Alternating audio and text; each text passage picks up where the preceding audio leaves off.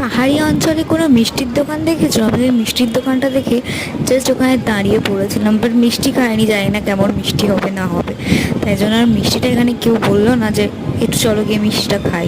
তো আমিও আর কি চুপ করে চলে গেলাম। চলে গিয়ে এখানে সমস্ত জ্যাকেট ফ্যাকেট দেখছিলাম, সবাই ডাকাডাকি করছিল নেওয়ার জন্য। খানিকটা আমার নিউ মার্কেটের মতো ফিল হয়েছে, মানে স্প্ল্যানেড আমাদের।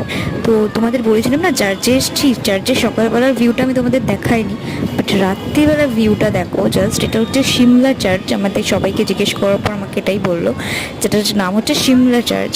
তো আরও ভিডিও আসছে, ভিডিওগুলো যদি ভালো লাগে লাইক করো, শেয়ার করো, আর যারা নতুন দেখছো চ্যানেলটা অবশ্যই সাবস্ক্রাইব করে দিও। আর এই ভিউটার সাথে আজকের ব্লগটা আমি এন্ড করছি। আমার মানালি সিরিজ যদি তোমাদের ভালো লেগে থাকে তাহলে ডেফিনেটলি যারা যারা যেখান থেকে দেখছো আমার ভিডিওর নিচে কমেন্ট করো, আমার খুব ভালো লাগবে। আর থ্যাংক ইউ সো মাচ ভিডিওটা এতক্ষণ দেখার জন্য। দেখা হচ্ছে নেক্সট।